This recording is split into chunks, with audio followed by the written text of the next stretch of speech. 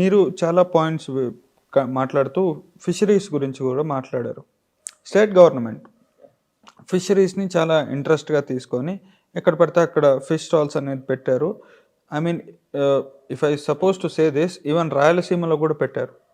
I mean రాయలసీమలో కొంచెం contacts లేకపోతే ఆ నేలతో ఉన్నటువంటి అనుబంధంతో చెప్తున్నా సార్.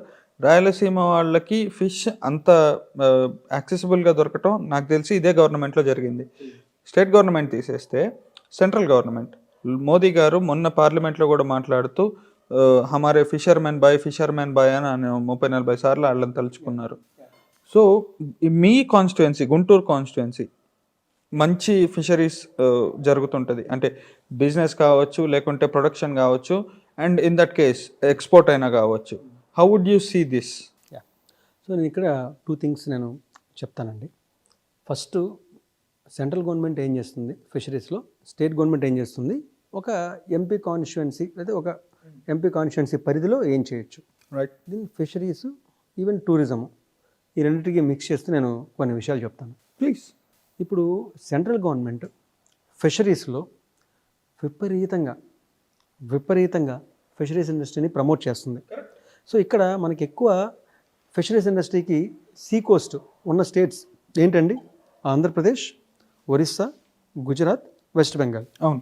అంటే మన దేశంలోని 4 రాష్ట్రాలు అత్యధికంగా ఆ యొక్క సెంట్రల్ బడ్జెట్ని అందిపుచ్చుకోవచ్చు. So there is a great opportunity in fisheries industry. అంటే ఏం ఆపర్చునిటీ ఉంది? ఫిషింగ్ హార్బర్స్ కావచ్చు. అంటే అనేక చిన్న చిన్న ఫిషింగ్ హార్బర్స్ ఎస్టాబ్లిష్ చేస్తే ఫిషింగ్ అంటే బోట్స్ కావచ్చు. బోట్స్ మళ్ళా ఇప్పుడు బోట్స్ ఉన్నాయి. బోట్స్ని మామూలుగా ఇప్పుడు ఏమవుతుంది, ఇది మనకి డీజిల్తోనో పెట్రోల్తోనో నడుస్తాయి, నడుస్తాయి. అసలు మనకి ఎలక్ట్రిక్ బోట్స్ ఉంటే అసలు ఒక ఫిషర్మెన్కి even not electric boat sir, Nitin Gadkari garu I think there can be several other అంటే రెన్యూబుల్ ఎనర్జీతో there may be other sources. What I not even lithium, ethanol based. Okay, but I knew about electric boats, chargeable electric boats and ఇవి even solar charging boats, not even electric. Actually I would say solar charging boats అనేవి ఉంటే ఇప్పుడు ఎందుకంటే 10 రోజులు లోపలికి వెళ్ళిపోతారు. నార్మల్గా రోజుకి నాకు గుర్తుండి ఒక 2-3 వేల రూపాయలు డీజిల్ ఫ్యూయల్ ఖర్చు అవుతుంది. ఒక 200 రూపాయలు కూడా ఖర్చు కాదు దీంతో. అంటే ఒక ఫిషర్మెన్కి ఆల్రెడీ సేవింగ్ మనీ, మీకు సేవింగ్ మనీ.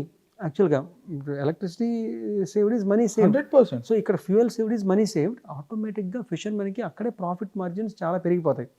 అంటే అటువంటి బోట్స్ మనం సబ్సిడీలో కల్పించాలి, అటువంటి ఫిషింగ్ హార్బర్స్ ఉండాలి, అటువంటి ఫిషింగ్ నెట్స్ ఉండాలి. అంటే వాళ్ళకుండే ఎక్విప్మెంట్ కానివ్వండి, వాళ్ళకుండే ఇన్ఫ్రాస్ట్రక్చర్ కానివ్వండి, వాళ్ళకుండే స్టోరేజ్ ఫెసిలిటీస్ తెచ్చిన తర్వాత ఇవన్నీ ఉండాలి. మరి అవన్నీ ఉండాలనంటే సెంట్రల్ గవర్నమెంట్ ఇవన్నీ పాలసీస్ బోత్ ఇన్ఫ్రాస్ట్రక్చర్కి యాజ్ వెల్ యాజ్ పర్సనల్కి, అంటే ఫిషర్మెన్కి ఇన్ఫ్రాస్ట్రక్చర్, హార్బర్ కైండ్ ఆఫ్ థింగ్స్కి రెండింటికి బడ్జెట్ చాలా బ్రహ్మాండంగా పెట్టింది. కానీ ఆ బడ్జెట్ని అందిపుచ్చుకోవాల్సింది రాష్ట్ర ప్రభుత్వాలు. ఒక గుజరాత్ ఇటువంటివన్నీ అందిపుచ్చుకుంటున్నాయి. ఎందుకు? రాష్ట్ర ప్రభుత్వాలు ప్రొయాక్టివ్గా మనం కూడా బడ్జెట్ ప్లాన్ చేసి, కేంద్ర ప్రభుత్వం ఫర్ ఎగ్జాంపుల్ 70 రూపీస్ ఇచ్చింది, 100 రూపీస్లో 30 రూపీస్ నేను పెట్టాలి, దానికి ఈ విధంగా మనం ఒక డిపిఆర్ ఇవ్వాలి అనేది ప్రాజెక్ట్ ప్రపోజల్ ప్రాపర్గా మనం చేసి, ఒక బ్యూరోక్రసీ హెల్ప్ తీసుకొని ఆ యొక్క మినిస్టర్ ఎవరైతే ఉన్నారో ఆ చీఫ్ మినిస్టర్ సహాయంతో డైరెక్ట్గా సెంట్రల్ మినిస్టర్ని కలిసి ప్రొయాక్టివ్గా మనం చేస్తే ఒక మంచి బడ్జెట్ మనకు వస్తుంది. అన్ఫార్చునేట్లీ ఆంధ్రప్రదేశ్లో రాష్ట్ర ప్రభుత్వాలు అలా చేయటం లేదు. దీనివల్ల మీరు ఇందాక ఫిష్ స్టాల్స్ చెప్పారు, నేను చెప్పాను ఓకే, మీ పాయింట్ నేను తీసుకుంటాను. రాయలసీమ వాళ్ళకి ఫిష్ అలవాటు లేదు, ఫిష్ స్టాల్స్ వల్ల అలవాటు లేక సార్, అవైలబిలిటీ లేక. ఓకే సరే, పోనీ మీరు అన్నట్లుగా రాయలసీమలో ఫిష్ అవైలబిలిటీ అనేది ఫిష్ స్టాల్స్ ఉపయోగించుకుంటుంది, మంచి ఉద్దేశమే, నో ప్రాబ్లం. అంటే నేను ఏది కూడా తక్కువ కాదు. ఇలా ఫిష్ స్టాల్ పెట్టడం వల్ల కొంత ఎంప్లాయ్మెంట్ ఈ ఫిష్ స్టాల్స్ వల్ల జనరేట్ అవుతుంది. కానీ ఇది ఎట్లా ఉందంటే ఇప్పుడు చాక్లెట్ ఇచ్చి నెక్లెస్ కొట్టేసినట్టుంది. లేదండి, నేను చెప్తున్నాను మీకు చెప్తున్నాను, వాళ్ళు చేయవలసింది ఏంటి? ఇది చేయాలి. కానీ వాళ్ళు చేయవలసింది ఏంటి? వాళ్ళు చేయవలసింది కొన్ని వేల కోట్ల బడ్జెట్ ఉంది సెంట్రల్ గవర్నమెంట్ దగ్గర, వాళ్ళు ఇవ్వడానికి రెడీగా ఉన్నారు. మీరు ప్రొయాక్టివ్ ప్లానింగ్తో నిజంగా ఫిషర్మెన్కి హెల్ప్ చేయాలని అనుకుంటే ఫిషింగ్ హార్బర్స్ కట్టండి, ఫిషింగ్ ఇన్ఫ్రాస్ట్రక్చర్ డెవలప్ చేయండి, ఫిషింగ్ నెట్స్ వాళ్ళని ఎంపవర్ చేయండి.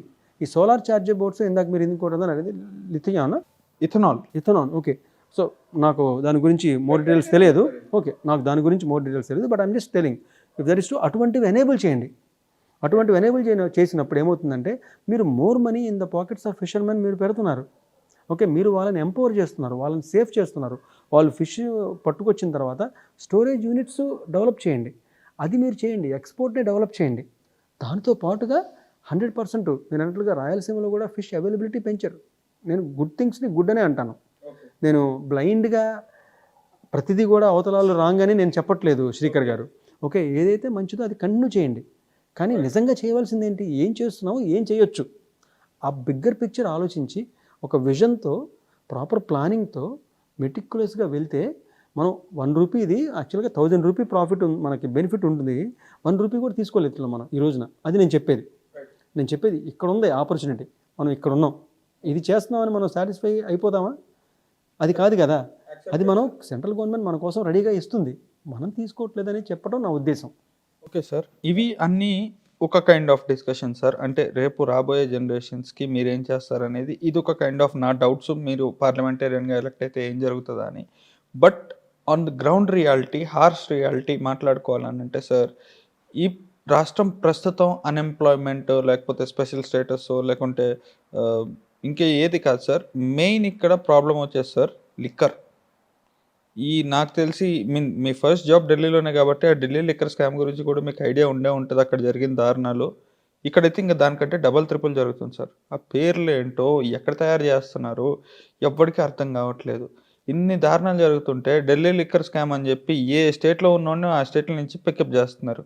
ఇక్కడ ఎందుకు సార్ అసలు బీజేపీ పట్టించుకోదు? ఇప్పుడు మా రాష్ట్ర అధ్యక్షురాలు పురంధేశ్వరి గారు మీకు లిక్కర్ షాప్కి వెళ్ళి మొత్తం రోజు మొత్తంలో నాకు కరెక్ట్ అమౌంట్ గుర్తులేదు, ఎన్నో లక్షలు, ఒక 20 లక్షలు ఏమో జరిగితే మనకి 700 రూపీస్ ఏమో బిల్ ఇచ్చారు. అంటే మొత్తం క్యాష్ ట్రాన్సాక్షన్స్ మాత్రమే జరుగుతుంది, మొత్తం మాఫియానే. ఓకే, ఖచ్చితంగా మా రాష్ట్ర అధ్యక్షురాలు పురంధేశ్వరి గారు దీని మీద లిక్కర్ ఇష్టం వచ్చినట్లుగా బ్రాండ్లు పెట్టి ఎవరైతే లిక్కర్ని, నేను చెప్తున్నాను ఇప్పుడు ఒకటి, మీరు కేంద్ర ప్రభుత్వం ఎందుకు తీసుకోవట్లేదని అంటే ఎవరినో అరెస్ట్ కూడా చేశారు సేమ్ లిక్కర్ దీంట్లో.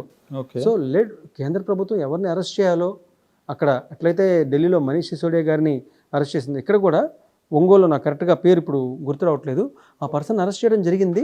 Let the law take its course of time.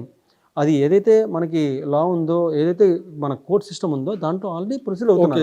Okay, ఒక్క నిమిషం అండి, ఇంకొకటి చెప్తాను. ఇక్కడ పొలిటికల్ పార్టీగా ఆంధ్రప్రదేశ్ బీజేపీ విపరీతంగా ఫైట్ చేస్తుంది. జగన్ గారు ఏం చెప్పారు, లిక్కర్ని మేము బ్యాన్ చేస్తామని చెప్పి అసలు నెక్స్ట్ 10 ఇయర్స్కో నెక్స్ట్ 15 ఇయర్స్కో తాకట్టు పెట్టేసి మరి ఈ రోజున, అంటే లిక్కర్ నుంచి వచ్చే మనీని తాకట్టు పెడితే ఇంకా నెక్స్ట్ ఆయన ఒకవేళ 10 సంవత్సరాలు వచ్చినా కూడా నేను లిక్కర్ని బ్యాన్ చేయనని చెప్తున్నాడు ఆయన. మరి ఈ రోజున అన్ని ఫ్రీ అంటున్నాడు. ఏది ఫ్రీ అండి? ఫర్ ఎగ్జాంపుల్ అమ్మ ఒడి ఉంది, ఒక 12,000-15,000 రూపాయలు వేసాడు.